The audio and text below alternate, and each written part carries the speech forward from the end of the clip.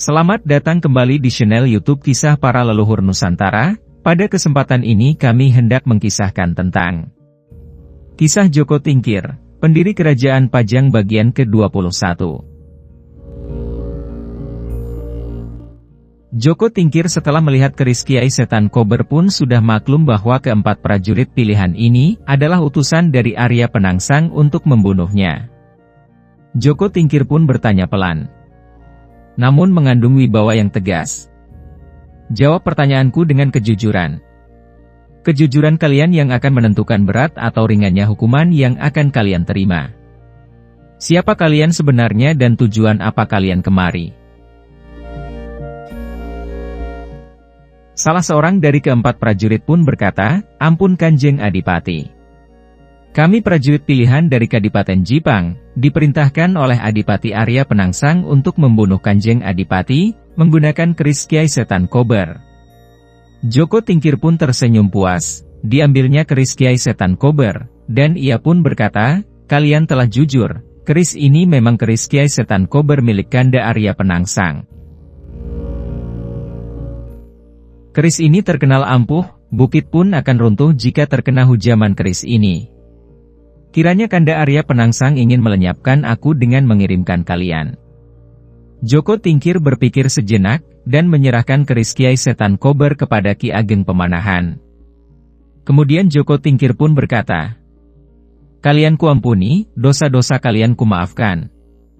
Terkejut Ki Ageng Pemanahan melihat sikap Joko Tingkir, dan berkata, "Dinda Hadiwijaya, keempat prajurit ini telah berusaha membunuhmu, kenapa dimaafkan begitu saja?" Joko Tingkir pun berkata, "Mereka hanya prajurit suruhan dan patuh atas perintah Kanda Arya Penangsang. Sebagai prajurit tentu tidak bisa menolak, dan mereka pun sudah jujur, dan kejujuran harus dihargai.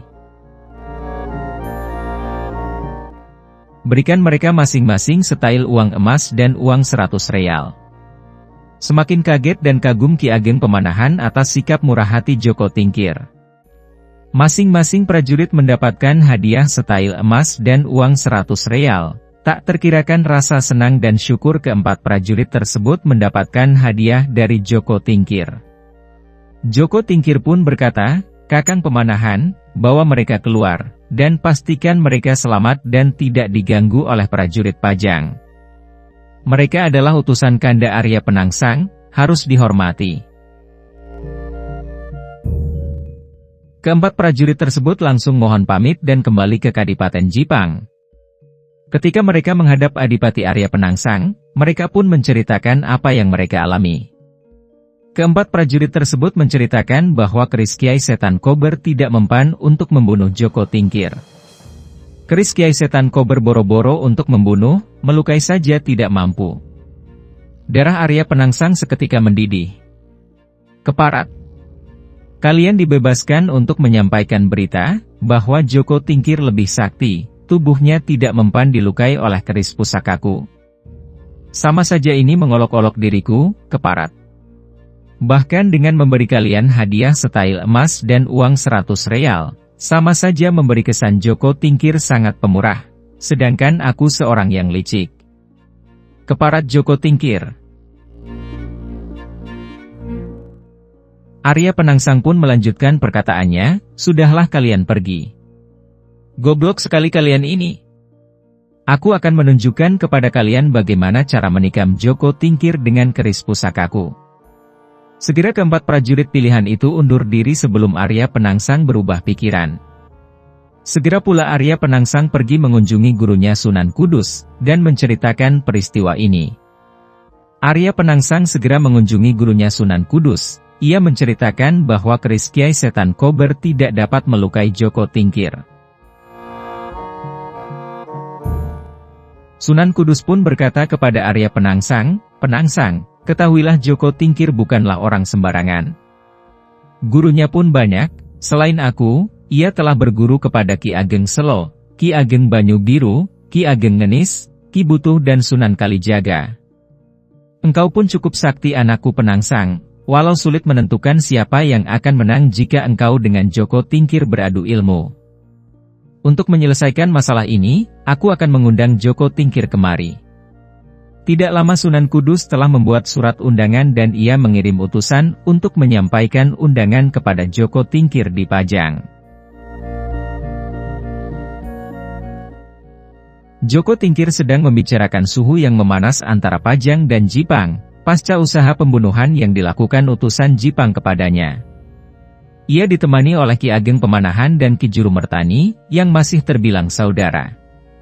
Jika dirunut-runut memang ini seperti persoalan keluarga saja, baik Joko Tingkir yang dibantu Ki Ageng Pemanahan dan Ki Jurumertani ataupun Arya Penangsang, sama-sama mempunyai keturunan dari Prabu Brawijaya V. Joko Tingkir mempunyai keturunan dari putri Prabu Brawijaya V yaitu Ratu Pembayun, sedangkan Ki Ageng Pemanahan keturunan dari Prabu Brawijaya V dari anaknya yang bernama Raden Bondan Kejawen. Demikian pula Ki Jurumertani masih juga ada hubungannya mengingat ibunya adalah putri Ki Ageng Selo yang menikah dengan Ki Ageng Saba cucu dari Sunan Giri, dan Ki Ageng Selo masih ada hubungan darah dengan Raden Bondan Kejawen yaitu cucunya. Demikian pula Arya Penangsang, yang merupakan cucu dari Raden Patah, putra dari Prabu Brawijaya V.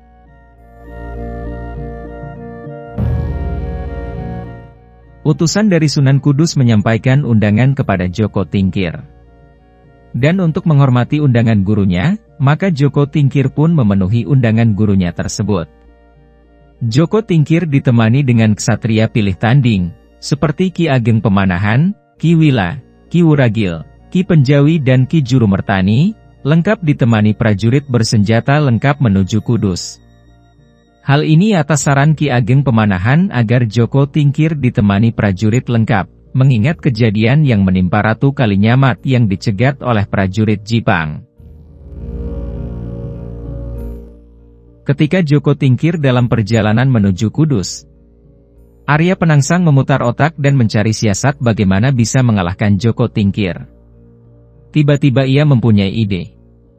Joko Tingkir boleh saja tidak mempan dengan senjata pusaka Arya Penangsang yaitu Kiai Setan Kober. Namun jika ia ditikam oleh senjata pusakanya sendiri, milik Joko Tingkir pasti ceritanya akan lain. Ketika hal itu ditanyakan oleh Arya Penangsang kepada Sunan Kudus, gurunya itu hanya menganggukkan kepalanya. Tidak berapa lama Joko Tingkir sudah tiba, dan Sunan Kudus meminta Arya Penangsang untuk menemui Joko Tingkir di pendopo, dan Sunan Kudus ingin ganti baju dulu untuk menyambut Joko Tingkir. Setelah beramah tamah, Arya Penangsang mulai menjalankan siasatnya, dan ia pun berkata, "Dinda Hadiwijaya, gelar Joko Tingkir. Aku dengar Dinda mempunyai keris yang sakti dan bertuah. Benarkah berita itu?" Joko Tingkir yang tidak menyadari siasat Arya Penangsang pun berkata, "Benar Kanda, inilah keris pusakaku Kiai Metir, silahkan Kanda lihat," dan diberikannya keris pusakanya itu kepada Arya Penangsang. Ketika Arya Penangsang menerima dan mencabut keris pusaka Joko Tingkir, sorot mata Arya Penangsang terbaca oleh Ki Ageng Pemanahan.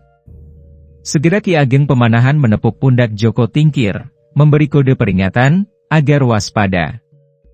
Joko Tingkir baru menyadari akan hal ini, dan segera ia mengeluarkan keris satu lagi yang lebih ampuh dan mencabut keris itu. Dan dengan penuh kewaspadaan akan gerakan Arya Penangsang, serta ia pun berkata, "Namun demikian Kanda, keris Kiai Cubruk ini lebih ampuh, bikinan Empu Supa, dan keris ini diberikan oleh Kanjeng Sunan Kalijaga kepadaku. Jangankan terluka atau tergores, tersentuh saja oleh keris ini pasti akan mati." Keder juga Arya Penangsang mendengar penjelasan Joko Tingkir. Setelah Ki Setan Kober kerisnya nggak ada apa-apanya, sekarang Joko Tingkir memegang keris Kiai Cubruk, yang jauh lebih ampuh. Ia menyadari bahwa siasatnya akan gagal. Ketegangan yang terjadi juga dirasakan oleh semua prajurit, baik Pajang maupun Jipang. Mereka semuanya sudah siap-siap mencabut keris dan akan menghujam tombak maupun pedang. Di saat suasana genting ini, Sunan Kudus memasuki pendopo, dan ia pun berkata, "Apa-apaan ini? Segera kalian sarungkan keris." Penangsang segera sarungkan kerismu cepat, dan masalahmu akan selesai. Menurut beberapa sumber ada yang berarti kiasan atau kode. Segera Arya Penangsang menyarungkan keris dan memberikan keris pinjaman itu kepada Joko Tingkir. Tak lupa, Joko Tingkir pun mengembalikan keris Kiai Setan Kober kepada Arya Penangsang. Sunan Kudus pun berkata, mengingat kalian berdua masih dalam keadaan panas, sebaliknya kalian berdua pulang, dan jika sudah tidak panas kembali akan aku undang kalian berdua. Joko Tingkir pun pamit kepada Sunan Kudus, dan ia pun berterima kasih kepada Ki Ageng Pemanahan yang telah mengingatkannya. Setelah Joko Tingkir pamit, Sunan Kudus pun berkata kepada Arya Penangsang, "Penangsang, engkau adalah orang yang cerdas, namun di saat genting engkau berperilaku seperti orang bodoh." Bingung Arya Penangsang mendengar hal itu, ia pun berkata, "Maksud Sunan?" Sunan Kudus pun berkata kepada Patih Metahun yang menemani Arya Penangsang, "Tolong jelaskan kepada Arya Penangsang, aku mau masuk kamar dulu untuk istirahat." Patih Metahun pun berkata, ketika Sunan berkata cepat sarungkan kerismu dan masalahmu akan selesai, itu sebagai tanda agar Paduka Arya Penangsang menghujamkan keris Kiai Metir ke tubuh Joko Tingkir dan urusan Paduka yang ingin menjadi Raja Demak akan terwujud, dan urusan pun akan selesai. Menurut beberapa sumber seperti itu, lemas Arya Penangsang mendengar penjelasan patihnya itu. Tidak habis pikir kenapa ia begitu bodoh. Ia pun menyadari jalan menuju Demak satu, semakin berliku, hilang sudah kesempatan emas. Selanjutnya, Joko Tingkir meninggalkan Kudus menuju pegunungan Danarja mengunjungi kakak iparnya yaitu Ratu Kalinyamat. Apa yang akan dibicarakan Joko Tingkir dengan Ratu Kalinyamat?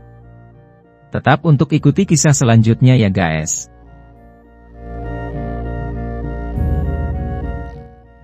Para pecinta dan para subscriber YouTube Kisah Para Leluhur Nusantara, kiranya cukup sekian dulu, silahkan ikuti kisah-kisah selanjutnya di waktu dan jam yang sama, dengan cara klik subscribe dan juga loncengnya, agar Anda selalu mendapatkan notifikasi jika channel YouTube ini mengupload video kisah terbaru.